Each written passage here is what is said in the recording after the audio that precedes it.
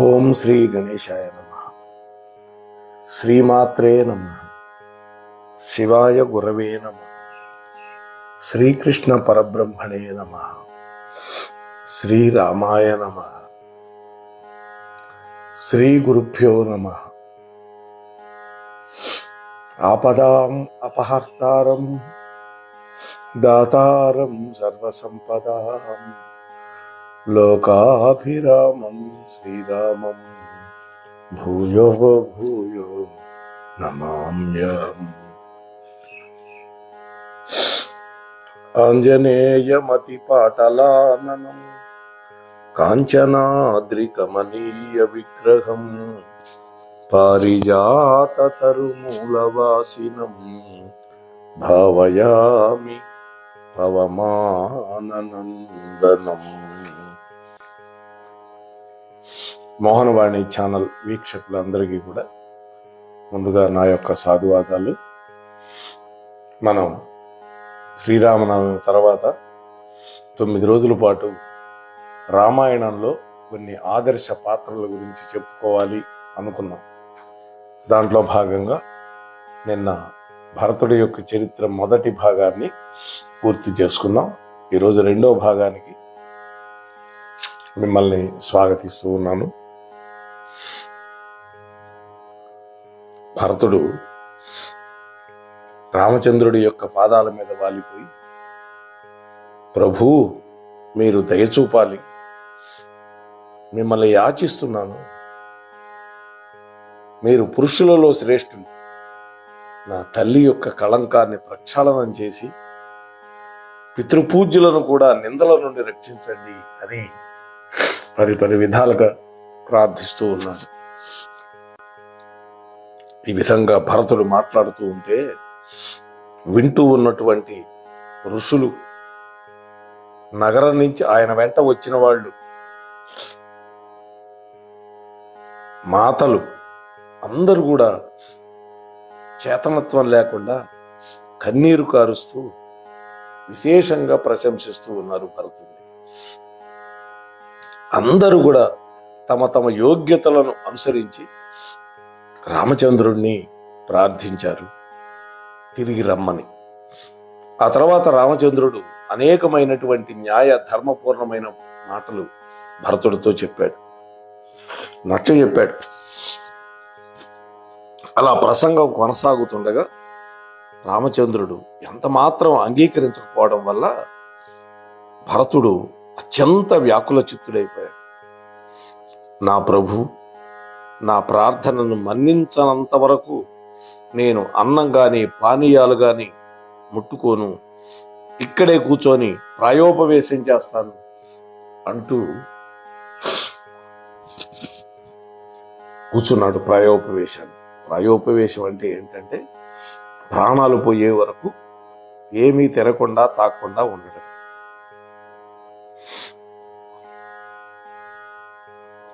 ఒక దర్భాసనం పరుచుకున్నాడు, దాని మీద కూర్చున్నాడు.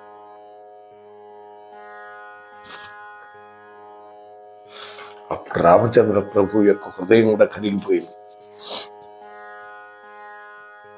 రాముడు అన్నాడు, సోదరా, నువ్వు చేసే పని ధర్మవిరుద్ధం. క్షత్రియుడు ఎప్పుడు కూడా ఈ విధంగా ప్రాయోపవేశం చేయు.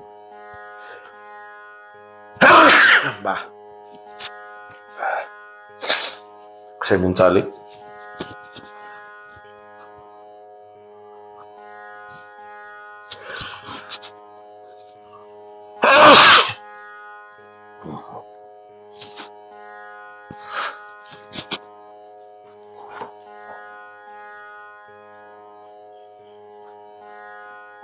నాయనా, నా మాట విను, నీ మొండి పట్టుదల విడిచిపెట్టు అని ఎంతో నచ్చజెప్పాడు రామచంద్ర ప్రభు. భరతుడు అన్నయ్య మాట పాటించి వెంటనే లేచాడు. అందరి ముందు పిత్రాజ్ఞానుసారం శ్రీరాముడు వనవాసం చేయడం అనివార్యమే గనకైతే నేను 14 సంవత్సరాలు ఆయన బదులు వనవాసం చేస్తాను. ఆ మాటకి రాముడు, సోదరా భరత, ఇలా మార్చుకోవడానికి మనకు అధికారం లేదయ్యా. జానామి భరతం క్షాంతం గురు సత్కారకారిణం సర్వమేవాత్ర కళ్యాణం సత్యపంథే మహాత్మని. భరతుడు మహత్తరమైనటువంటి క్షమాశీలుడని, గురుజనులను గౌరవించేవాడని నాకు తెలుసు. రామయ్య అంటున్నాడు ఈ మాటలు. అటువంటి సత్యప్రతిజ్ఞుడైనటువంటి మహాత్ముడిలో కళ్యాణ కారకమైనటువంటి గుణాలన్నీ కూడా శోభిల్లుతూ ఉన్నాయి. వనవాస కాలాన్ని పూర్తి చేసుకుని తిరిగి వచ్చి నేను ధర్మశీలుడైనటువంటి నా ఈ సోదరుడితో పాటు సమస్త భూమండలాన్ని పరిపాలించగలుగుతాను. మహారాజు కైకేయి మాత వరాలు అడిగింది. మా తండ్రి మహారాజు ఆయన్ని అడిగింది కైకేయి మాత వరాలు. నేను వారి యొక్క ఆదేశాలను స్వీకరించాను. కాబట్టి సోదర భరత, నా మాట విని నీవు ఈ భూమండలానికి అధిపతివై తండ్రి గారిని అసత్య బంధం నుండి విముక్తుడి చెయ్యి అంటున్నాడు. ఇది రాముడి మాట. తండ్రి లేకపోయినా ఆయన ఇచ్చిన మాట శాశ్వతంగా ఉండాలి. ఈ విధంగా అద్భుతమైనటువంటి తేజస్శాలురైనటువంటి ఆ సోదరుల యొక్క సంవాదాన్ని ఆలకించి వారి యొక్క ప్రేమపూర్ణమైనటువంటి పరస్పర సంభాషణలను చూసి అక్కడికి వచ్చిన వాళ్ళు కూడా ఆశ్చర్యంతో ముగ్ధులైపోయారు. ఆకాశంలో అదృశ్య రూపంలో ఉండి కొంతమంది మునులు, అలాగే కొంతమంది దేవతలు పదే పదే ప్రశంసిస్తూ ఉన్నారు. ఆ తర్వాత మహర్షులందరూ రాముడి యొక్క వచనానుసారం నడుచుకో అని భరతుడికి నచ్చజెప్పారు. దానితో రామచంద్రుడికి మహదానందం కలిగింది. కానీ భరతుడికి మాత్రం సంతోషం కలగలేదని తడబడుతున్నటువంటి నోటితో 2 చేతులు జోడించి రాముడితో మళ్ళీ ఇట్లా అంటున్నాడు. అన్నయ్య, ఈ రాజ్యాన్ని నేను పరిపాలించలేను, రక్షించలేను. అందువల్ల ఈ రాజ్యాన్ని మీరే స్వీకరించి దీని యొక్క పరిపాలనాధికారాన్ని మరెవరికైనా అప్పగించండి, నా వల్ల మాత్రం కాదు. ఈ విధంగా మాట్లాడుతూ అన్నగారి యొక్క పాదాల మీద పడిపోయాడు భరతుడు మళ్ళీ. అప్పుడు రామచంద్రుడు అతన్ని లేవదీసి తన ఒడిలో కూర్చోబెట్టుకుని మధురంగా చెప్పాడు. ఆగతా త్వామియం బుద్ధి స్వజా వైనకీచయ భృశముసహ్యసే తాత రక్షితుం పృథివీమపి. నాయనా భరత, ఈ విధమైనటువంటి వినయపూరితమైనటువంటి నీ బుద్ధి నాకు బాగా నచ్చింది. ఓ ప్రియ సోదర, దీనివల్ల నీవే భూమండలం అంతా కూడా రక్షించడానికి సమర్థుడు అని నాకు అర్థమవుతోంది. సూర్య సమాన తేజస్వి అయినటువంటి రామచంద్రమూర్తి యొక్క ప్రేమపూర్ణమైనటువంటి ఉపదేశప్రదమైనటువంటి వచనాలను విని రాముడి యొక్క దృఢత్వాన్ని తిలకించి భరతుడు అంటున్నాడు, గత్యంతరం లేదు అనుకున్నాడు. వెంటనే తాను వెంట తెచ్చినటువంటి పాదుకులు బయటికి తీశాడు. అధిరోహార్య పాదాభ్యాం పాదుకే హేమభూషితే ఏతే హి సర్వలోకస్య యోగక్షేమం విధాస్యతః. అద్భుతమైనటువంటి శ్లోకం ఇది. ఆర్య, సర్వభూషణ భూషితమైనటువంటి ఈ దివ్య పాదుకల పైన మీ చరణారవిందాలను ఉంచండి. ఇవే యావత్ భూమండలాన్ని పరిపాలిస్తాయి, యోగక్షేమాలను కూడా నిర్వహిస్తాయి అన్నాడు.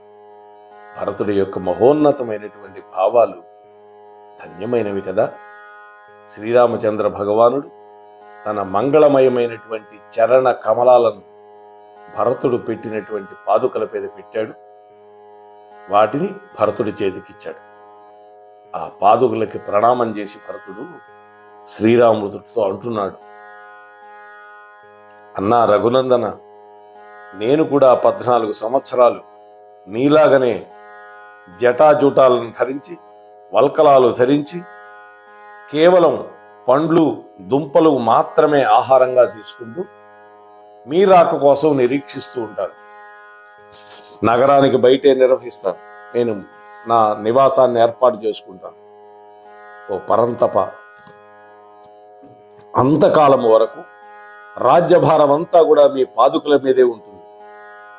ఓ రఘుశ్రేష్ఠ, 14 సంవత్సరాలు పూర్తయిన మరుసటి రోజు మీ దర్శనం గనక కాకపోతే అదే రోజు నేను మండుతున్నటువంటి అగ్నిలో ప్రవేశిస్తాను. ఎంత కఠోరమైనటువంటి ప్రతిజ్ఞ చేశాడో చూడండి. భరతుడి యొక్క ఈ ప్రతిజ్ఞకు భగవానుడు ఆనందంగా అంగీకారాన్ని తెలియజేశాడు. ఆ తర్వాత సోదరులందరికీ కైకేయి మాతతో మంచిగా వ్యవహరించాలని బోధించాడు. ఆమె వల్ల కదా రాముడు అడవికి వచ్చాడనేటువంటి ఆలోచన ఎవరూ చేయకూడదన్నారు. ఇద్దరిని ప్రేమపూర్వకంగా ఆలింగనం చేసుకుని భరత శత్రుఘ్నులను వీడ్కోలు చెప్పాడు. భరతుడి యొక్క వియోగం వల్ల రామచంద్రుడి యొక్క రాజీవ నేత్రాలు జలపూర్ణమైపోతూ ఉన్నాయి. ఆ తర్వాత భరతుడు భగవంతుడి యొక్క పాదుకలను శిరస్సున ధరించి సంతోషంతో రథం ఎక్కాడు. మధ్య మార్గంలో మళ్ళా భరద్వాజ మహర్షిని కలిసి జరిగినటువంటి వృత్తాంతం అంతా ఆ మహర్షికి నివేదించి శృంగిబేరపురం మీదుగా అయోధ్యకు చేరుకున్నాడు. ఆ తర్వాత తల్లులను రాజభవనంలోకి ప్రవేశపెట్టి భరతుడు గురుజనులతో అంటూ ఉన్నాడు, నందిగ్రామం గమిష్యామి సర్వానామంత్రయేత్రవః తత్ర దుఃఖమిదం సర్వం సహిష్వే రాఘవం వినా. ఓ మహాత్ములారా, ఇప్పుడు నేను నందిగ్రామానికి వెళ్ళటానికి మీ అందరి యొక్క అనుమతిని కోరుకుంటున్నాను. మహారాజు గారు స్వర్గస్థులు కావడం, నాకు పరమ పూజ్యుడు గురువు అయినటువంటి శ్రీరామచంద్రుడు అడవిలో ఉండడం అత్యంత దుఃఖదాయకమైన విషయం. కాబట్టి నేను ఈ అయోధ్యలో ఉంటూ రామ వియోగంలో దుఃఖాలు అనుభవిస్తూ ఇక్కడే ఉండలేదు. ఎందుకంటే నా రాముడు నడయాడినటువంటి భూమి మీద నేను నడుస్తూ ఉంటే నా హృదయం వికలమైపోతుంది. అందువల్ల నేను నంది గ్రామాల్లో అక్కడే ఈ పాదుకులకు పట్టాభిషేకం చేసి అక్కడే నిరీక్షిస్తుంటాను రాముడి యొక్క ఆగమనం వరకు. ఎందుకంటే రాముడే మనందరికీ రాజు. ఈ రాజ్యాన్ని పరిపాలించేది నేను కాదు, మా రామచంద్రమూర్తి యొక్క పాదుకలు అని అందరికీ చెప్పాడు. భరతుడి యొక్క మాటలు విని మంత్రులతో కూడి పురోహితుడైనటువంటి వశిష్ఠ మహర్షి అంటున్నాడు, భరత, భ్రాతృభక్తి ప్రేరితుడైనటువంటి నీవు పలికినటువంటి ఈ మాటలు అత్యంత ప్రశంసించేయాలి. యథార్థానికి అందుకు నీవు మాత్రమే యోగ్యుడు. అగ్రజుని యొక్క దర్శనం కోసం నీవు సదా ఆతృతతోటి నిరీక్షిస్తూ ఉంటావు. సర్వవేళల్లో కూడా అతడి యొక్క హితాన్నే కోరుకుంటూ ఉత్తమ మార్గంలో సంచరిస్తూ ఉంటావు. కాబట్టి నీ యొక్క సదభిప్రాయాన్ని ఎవరూ అనుమతించకుండా ఉంటారు నాయన. ఈ విధంగా భరతుడు అందరి యొక్క అనుమతి తీసుకొని శ్రీరామచంద్రుడి యొక్క పాదుకులను శిరస్సు మీద పెట్టుకొని శత్రుఘ్నుడితో కలిసి నందిగ్రామం వెళ్ళిపోయాడు. అక్కడ రథం మీద నుండి దిగి గురుజనులతో అంటూ ఉన్నాడు భరతుడు, ఓ మహాత్ములారా, ఈ రాజ్యం నాది కాదు, మా అన్నయ్యది. దీనిని రక్షించమని అన్నగారు నాకు అప్పగించారు. అతడి యొక్క ఈ సువర్ణభూషితమైనటువంటి పాదుకలే అందరి యొక్క యోగక్షేమాలు వహిస్తాయి. ఇక నుంచి ఆర్యుడైనటువంటి శ్రీరామచంద్రుని ఈ చరణాలను నేను ప్రతిరోజు పూజించుకుంటాను. గురు సమానుడైనటువంటి మా జ్యేష్ఠ భ్రాత ఈ పాదుకల యొక్క ప్రభావం వల్ల ఈ రాజ్యంలో ధర్మ సంస్థాపన జరుగుతుంది. ప్రేమ వల్లనే అతడు నాకు వీటిని న్యాసంగా ఇచ్చాడు, జాగ్రత్తగా రక్షించమన్నాడు. కాబట్టి మా అన్న రాముడు తిరిగి రాగానే వీటిని సమర్పించి ఈ పాదుకలతో శోభించేటటువంటి అతడి యొక్క దివ్య చరణాలను సందర్శిస్తాడు. అన్నగారి రాజ్యాన్ని మళ్ళీ వారికి అప్పగిచ్చేస్తాను. ఆ రోజుతో నా భారం దిగిపోతుంది. ఆ మహాత్ముడి యొక్క ఆధీనంలో ఉంటూ నేను ఆ మహాత్ముడి యొక్క సేవలోనే నా జీవితాన్ని కొనసాగిస్తాను. రక్షించమని నాకు అప్పగించినటువంటి ఈ రాజ్యాన్ని, ఈ పాదుకలని, ఈ అయోధ్య రాజ్యాన్ని కూడా శ్రీరాముడి యొక్క సేవకు సమర్పించుకుంటాను. అప్పుడు నేను సర్వ దుఃఖాల నుండి, పాపాల నుండి విముక్తుడవుతాను. ఏ తమ్ముడు మాట్లాడతాడండి ఈ మాటలు? గజం స్థలం కోసం తన్నుకు చచ్చే రోజులు. ఆ తరువాత ధైర్యవంతుడైనటువంటి భరతుడు జటావల్కాలు ధరించి మునివేషంలో నందిగ్రామంలో ఉండిపోయినాడు. రాజ్య శాసన కార్యాలన్నింటినీ కూడా ఆ శ్రీరాముడి యొక్క పాదుకలకు నివేదిస్తూ ఉన్నాడు. ప్రతినిత్యం ఆదాయ వ్యయాలు అన్నీ కూడా ఆ పాదుకలకు ఛత్రం పట్టించాడు, చామరంతో వీచేవాడు. ఈ రీతిగా భరతుడు రామచంద్రుడి యొక్క పాదుకలకి రాజ్యాభిషేకం చేసి, రాజకార్యం ఏది వచ్చినా సరే, ఎంతటి అమూల్యమైనటువంటి పురస్కారాలు తనకు లభించినా కూడా భరతుడు మొట్టమొదట ఆ పాదుకలకే వాటిని నివేదించి ఆ తర్వాత మాత్రమే తగిన ఏర్పాట్లు చేసేవాడు. ఇక లంకలో విజయం లభించిన తర్వాత రామచంద్రుడు విభీషణుడికి రాజ్యం ఇచ్చేసి సీతాలక్ష్మణ సహితంగా అయోధ్యకి తిరిగి రావడానికి సంసిద్ధుడైనాడు పుష్పకంలో. ఆ సమయంలో విభీషణుడు రామచంద్రుడి యొక్క స్నానాదులు పూర్తి చేసుకుని వస్త్రాలంకాలు ధరించమని కోరాడు. చూడండి, యుద్ధం అయిపోయింది, మీ దీక్ష కూడా అయిపోయింది కదా, ఇక చక్కటి వస్త్రాలు ధరించండి, మా లంకలో ఉన్నటువంటి దివ్య ఆభరణాలు ధరించండి అని అడిగాడు విభీషణుడు. దానికి అంటాడు రాముడు, ఓ విభీషణ, సత్యపరాయణుడు, ధర్మాత్ముడు, మహాబాహు, సుకుమారుడైనటువంటి మా భరతుడు సుఖభోగాలని అనుభవించకుండా, అనుభవించతగినటువంటి యోగ్యత ఉండి కూడా నా కోసం దుఃఖాలు అనుభవిస్తున్నాడు. ధర్మచారి అయినటువంటి ఆ కైకేయి పుత్రుడు భరతుడు లేకుండా నేను స్నానం చేసి వస్త్రాభరణాలు ధరించటం నాకు ఎంత మాత్రం ఇష్టం లేదు. మా భరతుడిని తొందరగా చూడాలని నా మనస్సు ఉవ్విళ్ళూరుతోంది, వ్యాకుల పడుతోంది అన్నాడు. దీన్ని బట్టి భరతుడి మీద రామచంద్రుడికి ఎంత ప్రేమ ఉందో మనకు అర్థమవుతుంది.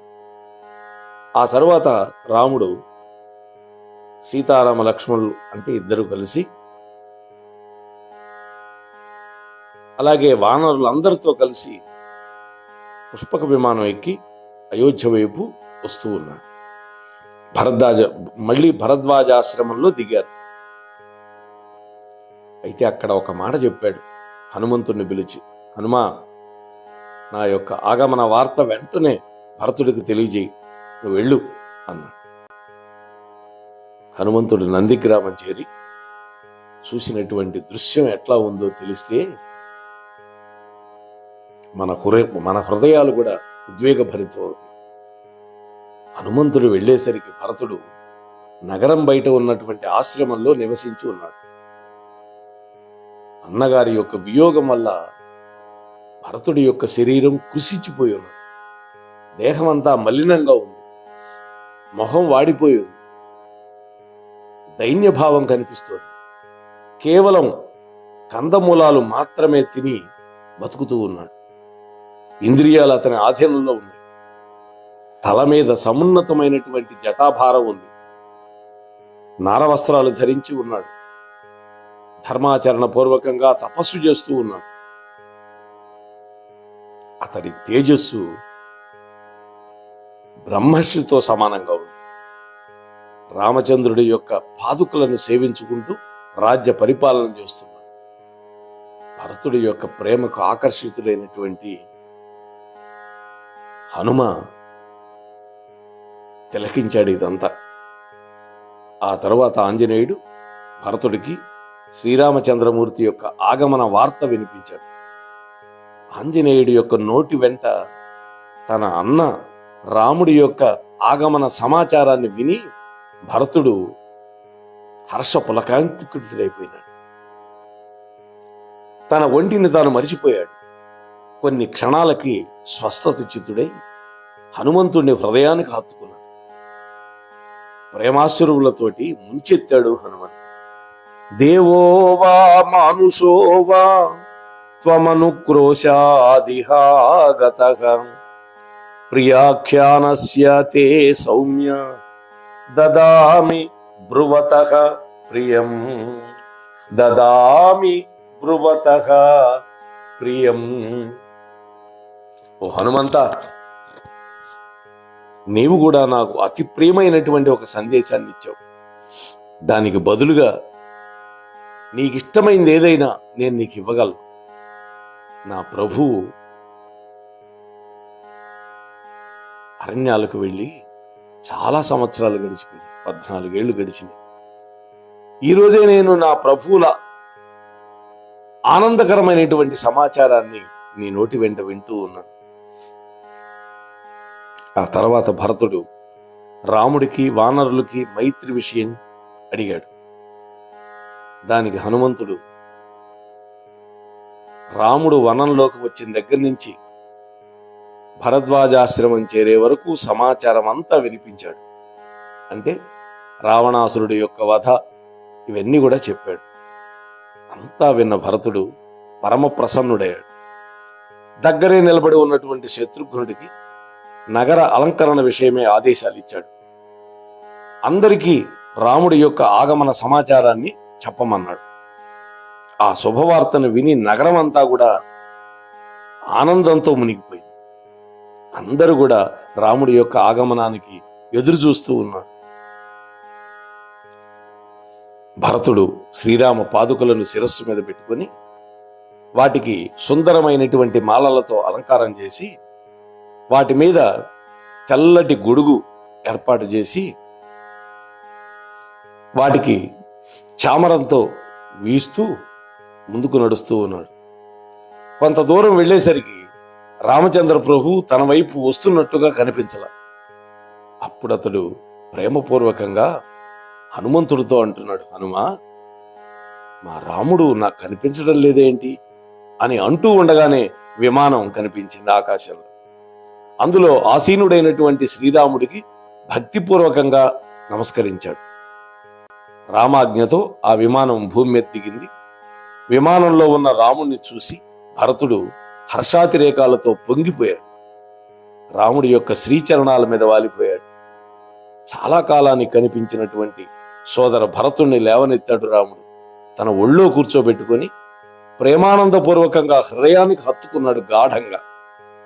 ఆ తర్వాత భరతుడు లక్ష్మణుడిని చూసి ఆ తరువాత సీతామాతకి ప్రణామం చేశాడు. లక్ష్మణుడు భరతుడి కంటే చిన్న.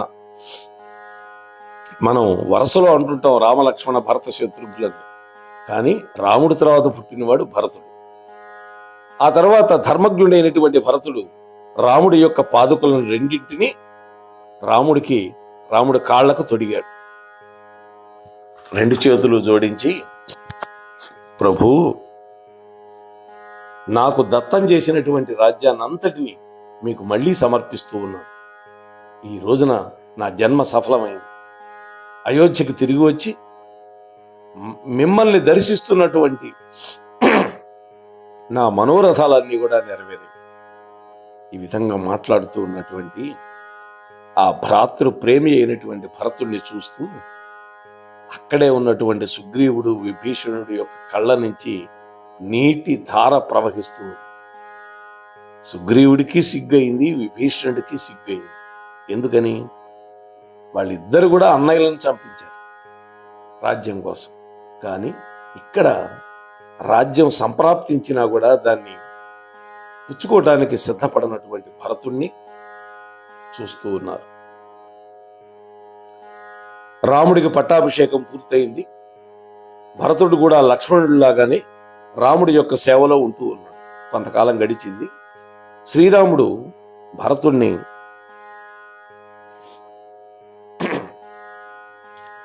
కొంతమంది గంధర్వులను జయించి రమ్మని పంపించాడు.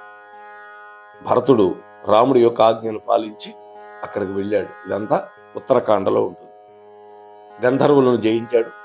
ఆ తర్వాత రాముడి యొక్క ఆదేశానుసారం అక్కడ రాజ్యానికి తన పుత్రులను అభిషేకించి మళ్ళీ వేగంగా రాముడి యొక్క సన్నిధికి వచ్చేశాడు. విషయాలన్నీ చెప్పాడు. రాముడు ప్రసన్నుడై భరతుణ్ణి విశేషంగా పొగిడాడు.